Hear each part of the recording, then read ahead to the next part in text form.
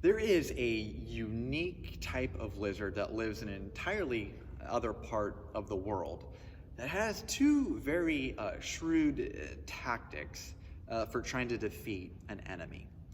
The first is this lizard has the uncanny ability to position himself, almost stand up and make his body look much, much bigger than what it really is. And the point of this is to try to inflict fear and intimidation upon his opponent.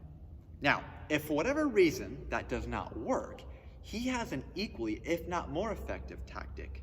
What he will then do is just keel over and pretend that he is dead. And therefore, when he knows that he has an opponent that is actually much stronger than him, his hope here is that if he can play dead, they will just walk right by it. He can avert harm and ultimately avoid complete defeat. Now, as we continue to dive into this devotional series of how we overcome temptation, we're going to look at another source by which we are tempted, and that is Satan. Now, in many ways, the tactics of this lizard that I just was sharing with you, in a lot of ways reflects our views of our enemy, Satan. Now, for some, we see him as one who puffs himself up, and we are very intimidated. I mean, we see him as much bigger than he is, and we almost attribute every single little thing that happens in life to him and live in crippling fear. On the other hand, though, some of us aren't at all afraid, and some of us have gone to the opposite extreme, and we almost view him as an opponent who is dead, who does not really exist.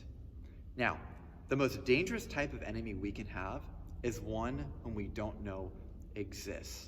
And therefore, whether we are excessively fearful of Satan, or if we act as if he is not real, both of these approaches neglect a biblical approach, and therefore can result in short-circuiting the power at our disposal to overcome temptation. So we're going to dive in. Let's see what Scripture says. Ephesians 6:10-12. Finally, be strong in the Lord and in his mighty power. Put on the full armor of God so that you can take your stand against the devil's schemes. For our struggle is not against flesh and blood, but against the rulers, against the authorities, against the powers of this dark world, and against the spiritual forces of evil in the heavenly realms. Therefore, put on the full armor of God so that when the day of evil comes, you may be able to stand your ground, and after you have done everything, to stand. So, first thing we notice, Paul believed in Satan. He believed he was real, and so did Jesus. And therefore, for us to come to any other conclusion would be unwise. Now, one of the words that we see here that comes up over and over is the word stand. Right? As soldiers, we are to stand firm. Right? The good news is we can stand firm with the armor that God has given us to help protect us. Now, if you notice, each piece of armor covers something in the front. Right? There is no armor for the back. And therefore, perhaps this is instructive for us in that we do not have to run away in fear because there is no armor for our backs.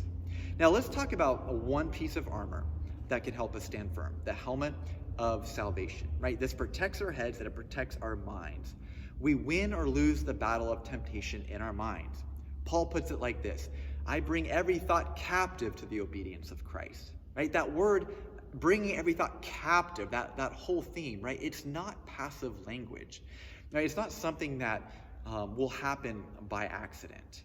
Right? The moment that we lose the battle in our minds is the moment that we lose the battle in every aspect of life. Right? Our minds are a breeding ground of unwanted and destructive thoughts that must be countered assertively with truth. So we're going to dive so much more into this tomorrow.